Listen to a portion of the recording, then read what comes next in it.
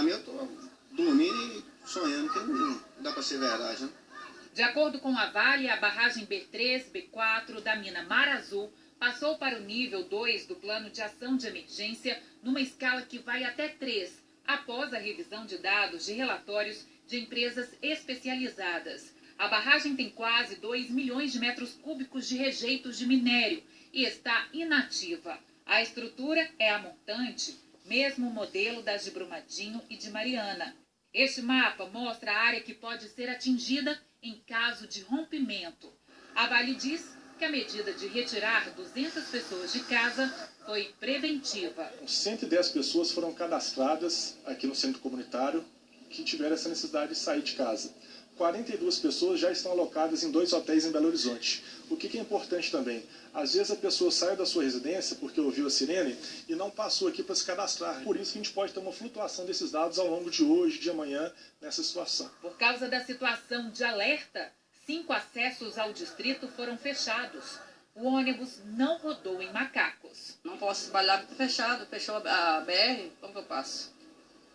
Não tem ônibus para ir, né? A gente só fica perdendo dia de serviço. A gente vive disso, você entendeu?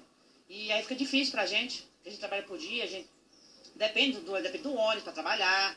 Turistas que estavam passando o fim de semana na região foram embora antes da hora. Alguns restaurantes e lojas não abriram. Débora e o marido Francisco têm um espaço de massagem. A agenda estava cheia e todos os clientes desmarcaram. A gente aqui é uma cidade turista, a gente vive do turismo e hoje mesmo a gente teve problema de várias pessoas sair correndo daqui devido ao alarme que teve. As pessoas que vêm para cá é porque amam esse lugar, sabe? Tá em contato com a natureza, com os animais e isso tá em risco, né? Tá um risco muito grande. A gente tem aí o testemunho do que aconteceu em Mariana, agora em Brumadinho. E é uma dor terrível. Os comerciantes estão preocupados. Disseram que desde o rompimento da barragem da Vale, em Brumadinho, no fim de janeiro, o movimento vem caindo. O comércio tá esvaziando, as pessoas não estão vindo para Macacos. E quando vem, já fica com receio, pergunta para a gente o tempo todo sobre as barragens, fala que estão sabendo que a barragem está até rachada, que ela vai romper. Então, o comércio em Macacos ele está acabando. Está acabando. Os comerciantes estão com medos. Milhares de pessoas aqui pagam aluguel. Funcionário, a gente nem sabe se vai conseguir manter. Na verdade, está todo mundo sem saber como serão os próximos dias. A gente luta tanto para conseguir as coisas da gente. A perder assim não é fácil, né? E fora que tem meus filhos, que aí a gente tem que ficar para casa dos outros com os filhos da gente, entendeu? Não é fácil. Não mesmo, que pesadelo, hein? Olha, a Prefeitura de Nova Lima informou que após reunião ontem à tarde com representantes da Vale, Polícia Militar e Defesa Civil, o funcionamento da Unidade Básica de Saúde e as aulas na Escola Municipal Rubem Costa Lima estão mantidos.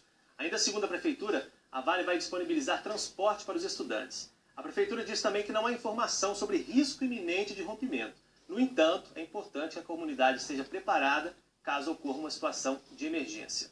E os acessos para Macacos pela BR-040 e MG-30 via condomínio Ecoville continuam interditados. Para chegar à região, o caminho disponível é passar pela estrada da Passárgada. E olha, ontem uma forte chuva causou inundações em bairros da capital. Acompanhe aí na reportagem. Na região nordeste da capital, o córrego transbordou. Este homem, em uma bicicleta, tentou passar pelo local. A correnteza estava muito forte e ele chega a cair. O homem ainda tenta prosseguir, mas a força d'água não deixa. Ele então prende a bicicleta na grade de proteção do córrego e tenta seguir a pé.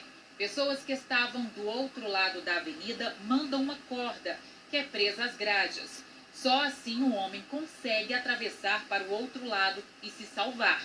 No bairro Ouro Minas, também na região nordeste, o córrego do Onça formou uma grande queda d'água. A Avenida Vilarinho, na região de Venda Nova, foi outro ponto de inundação. Segundo moradores, pelo menos 5 carros foram arrastados.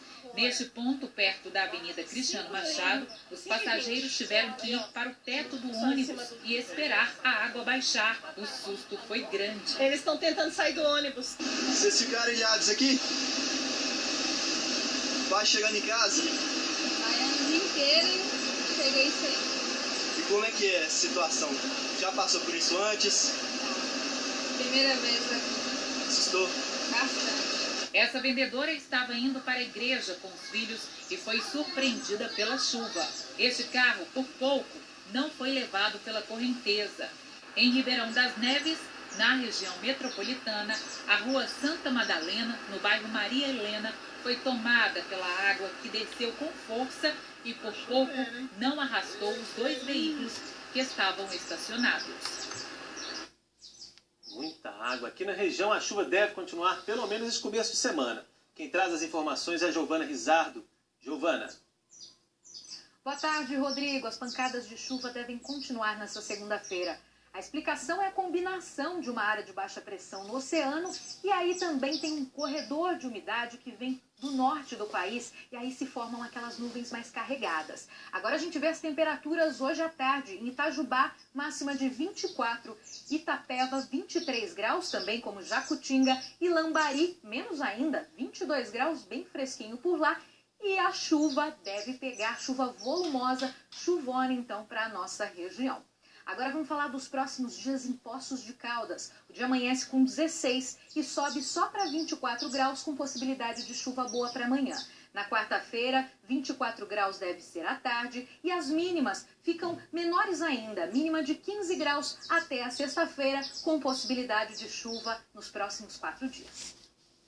E segue a chuva na região. Mais um intervalo e no próximo bloco, depois da imagem de muitos carros empilhados e abandonados em Poços de Caldas, a nossa equipe descobriu que esse tipo de situação não é tão incomum na cidade. E as notícias do esporte com a Maria Cláudia Bonucci. Esse Rodrigo, no fim de semana teve confronto regional pelo Campeonato Mineiro e a Caldense conquistou a primeira vitória no estadual em cima do Boa Esporte. A partida teve 3 pênaltis. A gente mostra já já. Lembra que na sexta-feira passada nós mostramos a situação de um terreno em Poços de Caldas, repleto de veículos empilhados e abandonados? Pois é, a nossa equipe descobriu que essa situação é mais comum do que se pensa na cidade. O Anderson Araújo e o Marcelo Rodrigues mostram aí pra gente. Nesse ferro velho, no bairro Estância São José, os carros apreendidos ficam no barranco, cercados de mato. Aliás, o terreno está todo cheio de sucatas espalhadas. Esse pátio é um dos pontos estratégicos da Secretaria de Saúde de Poços de Caldas para o combate à dengue. De 15 em 15 dias, os agentes vêm aqui, só que o serviço não é fácil. Então, Roberto, alguns pontos são muito complicados, né? Igual esse aqui, né? É verdade. Aí o correto seria a gente ter o acesso lá para a gente verificar se tem a larva e fazer um tratamento mais eficiente, né? Faz aqui assim. Aí aqui eu tenho que jogar daqui de baixo com essa bomba. Só que eu não tenho a visão lá que deveria ser o correto, né? Para a gente poder estar eliminando todos os focos. Pois é, aqui a gente vê que não tem portão, né? Fechado desse jeito. Para você fazer o serviço, você teria que pular, né? Lá em cima. Pular, mas só que a condição de onde que está esse carro, como que eu vou ter o acesso aí com a bomba nas costas, né? Fica complicado. Em alguns pontos, os agentes não conseguem mesmo chegar. Eles precisam entrar em residências vizinhas para ter um mínimo de acesso. Alguns pontos só com a ajuda de cadeiras, de escadas. Tem que fazer realmente um malabarismo para poder conseguir jogar o veneno. Infelizmente é assim. A maioria dos lugares que a gente vai sempre encontra alguma dificuldade para jogar o veneno. Então a gente tem que se virar com o que tem no local. Em relação aos carros, né? Carro é mais difícil nesses carros abandonados. Sim, exatamente, porque ainda tem costume de empilhar ele, o que dificulta jogar o veneno por cima, que a gente não está vendo, né? Então tem que ver o que dá para fazer no local. Do alto dá para ver a área inteira. A dona Antônia sonha há anos com a retirada dos carros. Os bichos, a cobra que entrou, é sapo, é rato, é muita coisa que tem. Não adianta a gente cuidar do quintal e esses carros aí. Então tá muito difícil pra gente. Na última sexta-feira, mostramos uma montanha de carros empilhados e abandonados no terreno no bairro Jardim dos Estados, uma área nobre de Poços. No local, também funcionava um pátio de carros apreendidos pelo Detran. Há quase um ano, a empresa deixou o local, mas os carros ficaram. Os moradores estão preocupados com a segurança, a presença de animais peçonhentos e o risco de dengue. Hoje voltamos ao terreno. O proprietário do antigo pátio ficou de tirar os veículos essa semana. Mas, por enquanto, nenhuma movimentação. Segundo as informações que nós temos, ele também não pode tirar, porque os carros estão embargados com o Detran, então são propriedade do Detran de Minas Gerais, então é algo que a gente não sabe com quem que está esse problema. A gente fica numa situação que cada um joga o problema para o outro, a gente não sabe quem é o real que pode resolver essa situação nossa. O coordenador da Vigilância Ambiental diz que 4 pátios na cidade estão nessas condições e que já alertou a Polícia Civil sobre a situação dos carros. Teve reuniões com o delegado de trânsito, oficiamos também a situação, como se encontra esses locais, né, o risco de saúde pública que eles apresentam. A gente precisa um pouco do apoio da Delegacia de Trânsito para poder resolver esse problema, para remover esses veículos. Nós procuramos a Polícia Civil de Minas Gerais, que diz que desde 2008 os pátios têm que ser regularizados e credenciados junto ao Detran, o que não aconteceu no caso desse terreno mostrado na reportagem. Ainda segundo a polícia, a alternativa para o dono desse antigo depósito seria entrar em acordo com algum pátio credenciado para que os veículos sejam incluídos no sistema do Detran e possam ser leiloados depois. O Anderson Araújo, que fez a reportagem, volta agora ao vivo, porque o município também tem uma lei para a remoção de veículos abandonados nas ruas, mas isso não vem acontecendo, né, Anderson? Boa tarde.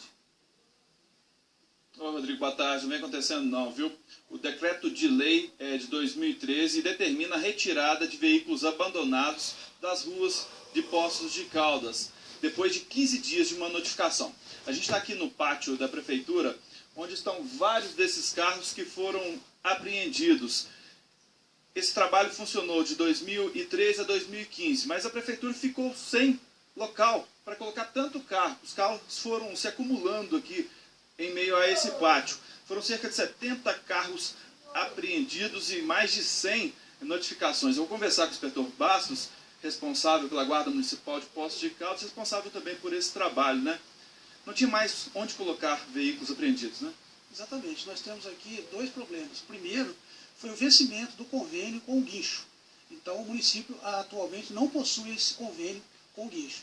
E o segundo problema é a questão do local de guarda desses veículos. Como os senhores podem ver aqui, o local já está totalmente repleto de veículos e o município não possui mais local para a guarda deles. Os donos, proprietários não buscam esses carros, muito complicado mesmo para eles buscarem, né? Eles não aparecem, vocês sabem quem são, mas eles deixam porque acabam sendo sucatas, né? A maioria trata os veículos como sucata, né? Então nós temos aqui vários veículos já em situação de carcaça, porém não há interesse dos proprietários de fazer a retirada desses veículos.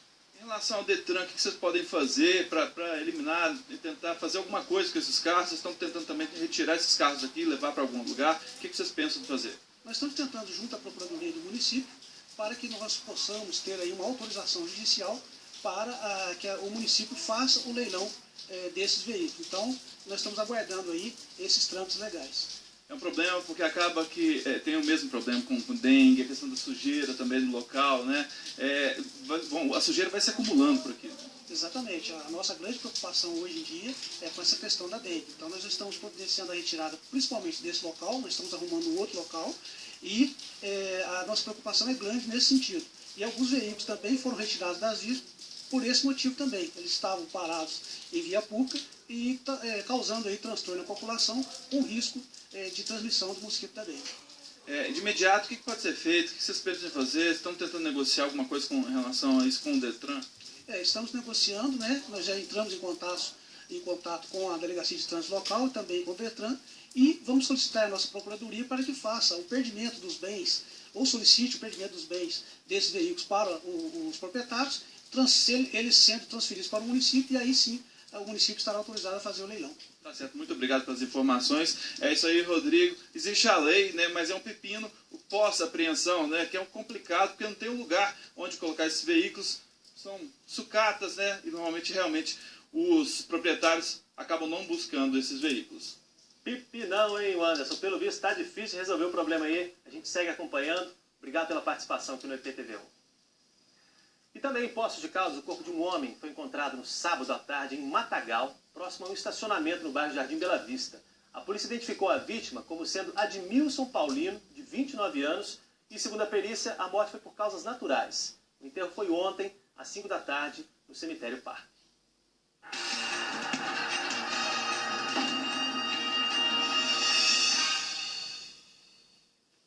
rodou a vinheta e vamos agora de Campeonato Mineiro. A Caldense finalmente conquistou a primeira vitória estadual e justamente em cima do Boa Esporte, Maria Cláudia. Boa tarde.